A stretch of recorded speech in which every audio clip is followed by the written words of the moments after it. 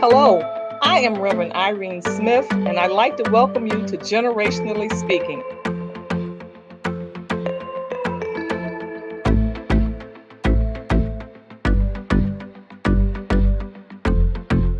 Here at the table, we come and we discuss life issues, no matter what they might be. As we sit at the table with each generation, we all learn, we all grow, we all are inspired.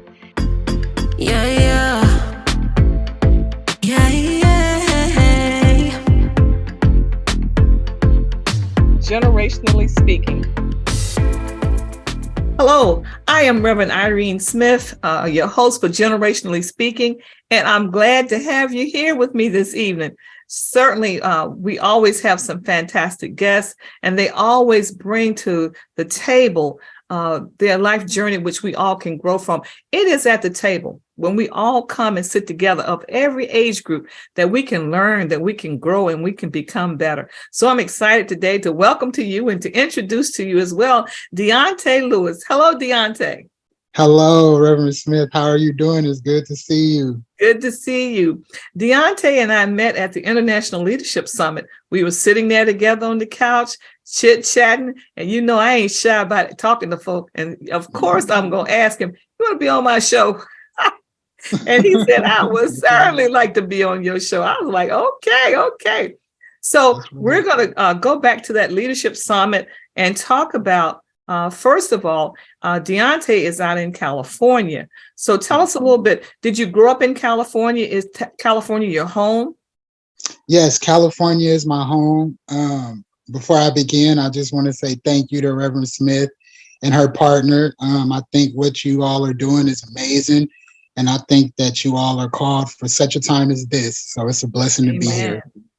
I'm from Oakland, California. Born and raised. I was born at Highland Hospital. Right now I'm 33 years old, but I was born 1989, September 29th. I was born a sick child. So I've always been aware of my testimony. I was born a pound and a half, 6.5 months. My mom struggled with previous addiction. She's been clean now for over 20 years. Now she works helping parents who are going through what she has already successfully been through. Yeah. So my mom always taught me the only way out is through. Doctor said that I wouldn't make it. I was in a hospital for the first year of my life. I was in an incubator, and I'm here 33 years old with a testimony, still strong, still going, moving forward by the grace of God. By the grace of God, you talked about your mom's issues that led to your premature birth and what the doctor said. And when I met you, there was no sign that you were born a preemie. There was no sign of any type of deficiency or any type of handicap that you had. So tell us, after you got out of the hospital, in those very early years in elementary and high school, how was your life shaped? Well, when I got out of the hospital, I was in foster care temporarily with my older sister. She's currently an event planner and a music artist. And my mom also had 2 younger children, my little sister and my little brother, who just had his son, and he's married in Alabama. And my little sister as well has a son who's 13, my nephew, Jamon, who's in middle school right now. But my mom had 4 kids in total, and we were separated. The 2 youngest were placed in a separate foster care, and then me and my sister were temporarily placed in foster care. And then my grandmother got us, me and my older sister. And we stayed with our grandmother. She passed away in 2021.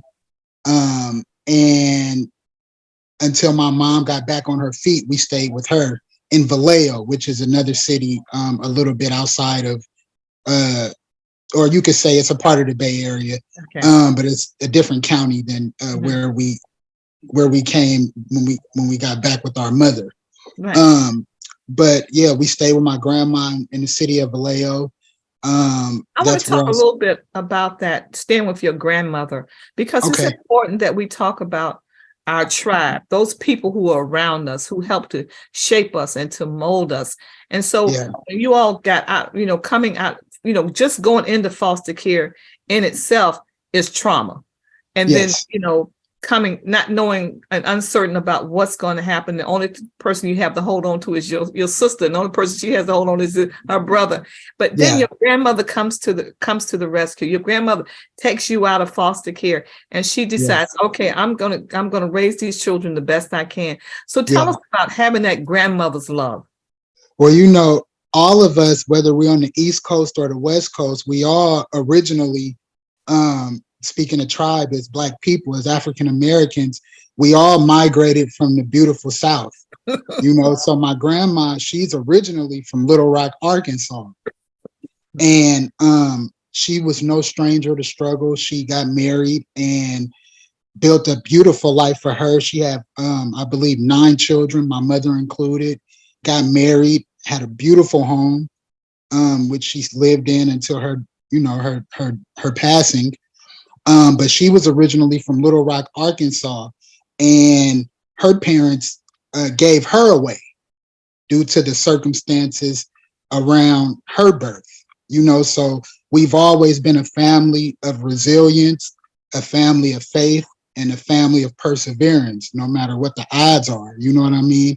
And when my grandma heard about what my mom was dealing with, as opposed or concerning the custody of her 2 eldest children, she went to the courthouse and fought to get us. And All right. she must have been persuasive because she got us. And until my mom was able to get all the way clean and sober and be the most healthy and fit parent she could be, my grandmother looked after us, took care of us, got us into school. And when my mom got us from my grandma, it was a period of adjustment, as you Right. can imagine. Right. But we adjusted beautifully, and we were moved from Vallejo to Oakland. And so, like I said, I was born in Oakland, but when my grandma got us, we moved to Vallejo. So when my mom got us back, we were back in Oakland, and that's where I went to school. And yeah, my grandma instilled values in us that carry us through our adulthood today. We young adults today, and in this generation, it's a lot of distractions, a lot Yeah. of discouragement, a Yeah. lot of temptation to compare yourself to others. And I believe that my grandmother instilled in me a firm sense and a firm knowledge of who I am, as a man, as a young Black man, as a son, as a brother, and as an uncle, now that I'm an uncle. And so that has helped me weather every storm that has come my way thus far. And my mom has continued in that legacy. Yeah. I think it's strong. It's great when you experience your mom, having these issues with drugs, but then to see her come back and see her make that walk and get herself clean, to see her, secure a better life, and then eventually bring her children back to her. It says a lot about the strength that your mother has, and the love and care that she had for her children. Yeah. So what about your other siblings? Did she eventually get those children back as well? Yeah, she eventually got all of us back. She got me and my sister back, and then she hurried up and got my little sister and my little brother back. So we were all reunited back in Oakland, and we had a little small apartment, and we would all huddle together. Me and my little brother slept in a room. My 2 sisters slept in a room, and we just watched her move from small apartments to bigger homes to bigger homes. And God has always provided for us wherever we felt like we lacked or wherever we felt a need. God has always come through, has always provided for us. Even in the darkest hours, God has always shown his light and always came through for us. So we have a strong foundation of faith in our family, as my mom would say, in spite of and regardless too. All So right now. yeah, she got all of us back, and it was a process. It wasn't easy, but it's not impossible. Mhm. And now she's a parent advocate working with various parents, multiple parents who were in similar situations that Yeah. she was in all those years ago. And that is what empowers me, because I look at my mother and I'm like, wow, you successfully overcame every obstacle, and now you're helping other parents navigate. She like a Harriet Tubman through Yeah, substance that's abuse. right. That's right. That's right. When you you know, think so about, yeah, when you think about growing up in Oakland and, from all that we hear on the news and all that we, see, through various other medias, uh, how did you, as a young man, you and your siblings manage to stay on the straight and narrow when there was always the temptation to veer off?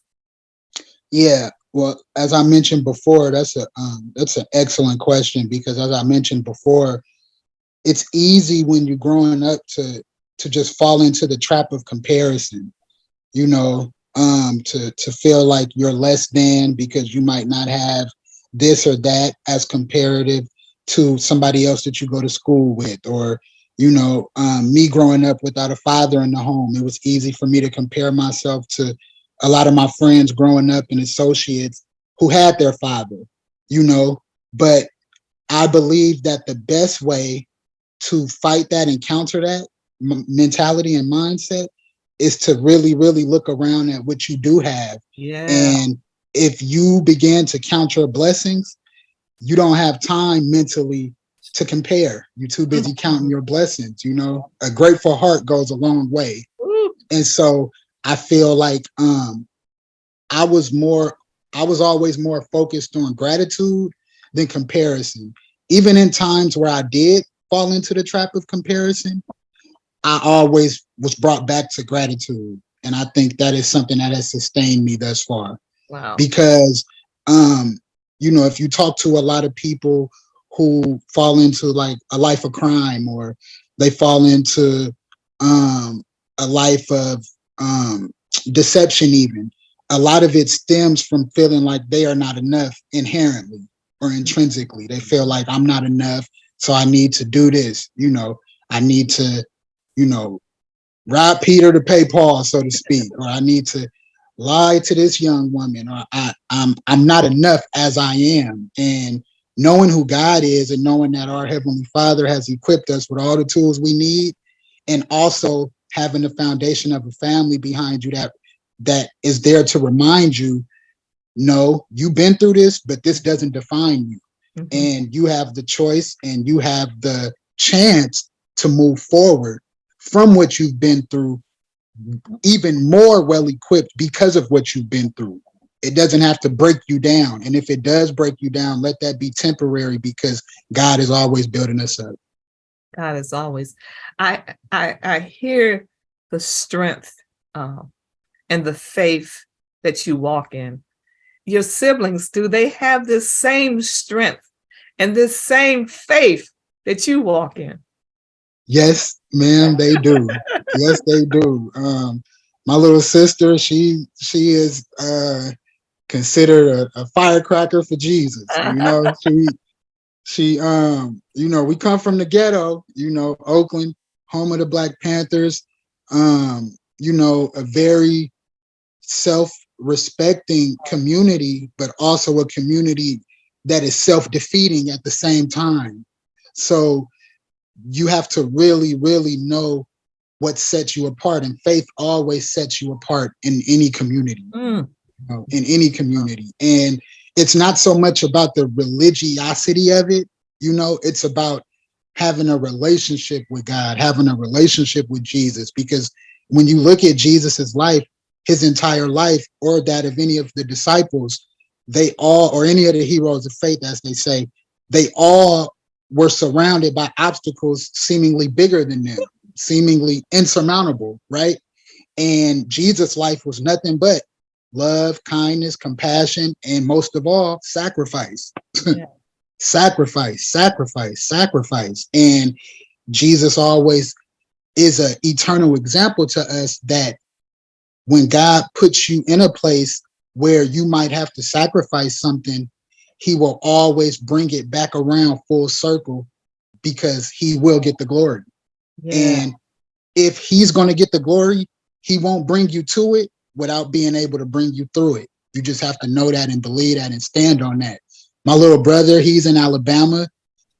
He's married to his wife, Annie. They just had their first child at the beginning of this year.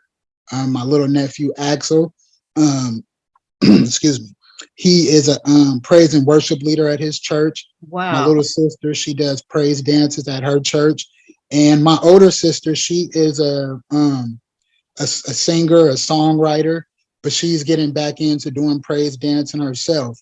And she always gives God the praise, always gives him the glory. She's actually on her way to perform at the BET weekend event they're having. Yeah. And I'm an artist as well. I've done music previously. I'm a poet. I'm a writer. But I'm more so right now in the phase where that's why I met you at the Leadership Summit, because I'm just realigning with what God has for me. And I'm just allowing myself to be a student again when it comes to my spiritual walk, and just trusting God the entire way. You know what I mean? And we often have a tendency to be hard on ourselves. Yeah. And that all goes back to comparative thinking, Yeah. like, oh, I'm not where I should be in this area, that area, this area. And you could boohoo about that for 24 hours, or you can stop and say, wait a minute, God is the same today, yesterday, and forevermore. So if he brought me through X, Y, and Z, he's going to bring me right back to A, B, and C. And I'm going to continue pressing forward. And no matter what it looked like, we walk by faith and not by sight. Yeah. Yeah. So there at the International Leadership Summit, and Bishop had his book that he was giving out to everyone that was attending, Disruptive Thinking. So I know you got the book. It was for everybody. So yeah. And then attending all the sessions that you attended, tell me when you thought about disruptive thinking and you were like, it's blowing my mind. What was it for you that said, you know what? I see this for me, and I see that I need to disrupt my thinking in this regard. Yeah. For me, one of the most powerful and profound moments at the International Leadership Summit was the end, where Bishop and First Lady Sarita Jakes talked about winning at home. Mm-hmm. I can barely express in words how them being so relatable, so down to earth, so honest, so realistic about how we can be caught up in the rapture of God's glory in the moment in a setting like we were in Orlando. But once we get back home to our regular, mundane, like, Bishop say sometimes you just gonna have days where nothing is happening. It's just a day to press through. It's just a regular day, but to hear him and First Lady Jakes talk about how they've been there as well. And you have to get through those days to get to the days of fellowshipping with like-minded people and being able to meet a Reverend Smith. You know what I'm saying? Though the days that lead up to the seemingly big days or important days are just as important. You know what I'm saying? And so it's like a lot of people will see a penny or a quarter or a nickel on the ground and they might walk over it. You know what I'm saying? And it might not matter. Right. But you can't get to $1 million if you didn't have a penny. If you didn't have a dime, if you didn't have the nickel, if you didn't have $1. And so it's so very vital and important to not despise the day of small beginnings. Amen. Amen. Because you can never get to the great days or the big days without appreciating and making it through the small days, because no day is small. Every day is a gift. And when you look at every day as a gift, you can weather whatever storm comes your way because you in the palm of his hand. Amen. And so winning at home, that really, really, it really blessed me. It really, really blessed me. And whatever I go through on a day-to-day basis, I just go back to that mentally and spiritually. I'm able to win at home, and I'll be able to win going forward because I haven't lost yet. You know, haven't lost yet. So it's a blessing to be encouraged and to be around like-minded individuals who are focused on solutions Mhm. and who are focused on progressing forward and not being held back. Yeah, I like the fact that you have not allowed your circumstances to be a pillar of wallowing in. You've gotten yourself up and you press forward, even like you said, in dark moments, in moments where it wasn't so good, but you were Yeah, able to stay focused and say, I know God's got a better day, got more opportunity. So you talked about realigning yourself. So yeah. this poet and this songster, tell us how you're realigning yourself. Well, it's funny you say that because it it has been challenging, and to be quite honest, there have been many moments where depression, anxiety have tried to come and attack me, Mhm. and I just I like before I went to the International Leadership Summit, I prayed, God, please allow me to cross paths and cross pollinate with individuals who can share in the journey, and I haven't even, I'm still preparing myself to read Bishop's book, Disruptive Thinking, because there's so many things going on around me right now. I want to be in a very stable and peaceful mindset before I read that book because I know it's going to be powerful. It is. But he had allowed Kim to come, the recording artist Kim, and he had his book. And I Yeah. got that book from my mom, but I was able to finish that book. And he talks about his testimony. Yes. He's a beloved award nominated artist, amazing artist. My mom loves his music. And he wrote her a little Mother's Day greeting in the beginning of the book, and he signed his autograph. And I was able to meet him while I was at the International Leadership Conference. I was able to meet you, and I just feel like there are countless examples of people who have been triumphant over their trials and Yeah. tribulations around us. And so that shows me that I don't have time to wallow in self-pity or any woe is me type attitude, because that means my head is down. Right. And as soon as I pick my head up, I'm surrounded by examples of heroes of faith Mhm. right here today in our day and time. Yeah. Heroes of faith fighting their own Goliath, Yeah. standing and withstanding their own fiery furnace. Mhm. You know what I'm saying? And I think that one of my old youth pastors used to say, sometimes your life is the only Bible some people will ever get Yeah. to read. Yeah.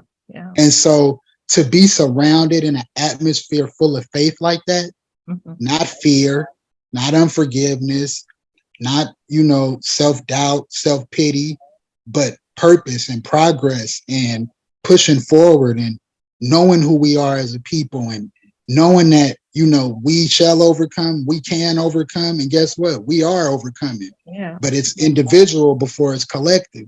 You know what I mean? And when you really lock that into your mental and your spiritual state, nothing can break you. Amen. Nothing can break you. Yeah. Well, you talked about your poetry. So you Yeah. got anything for us? Um, I can improvise something. Okay. Go ahead. When I met Reverend Smith, she represented generationally speaking. I'm a millennial.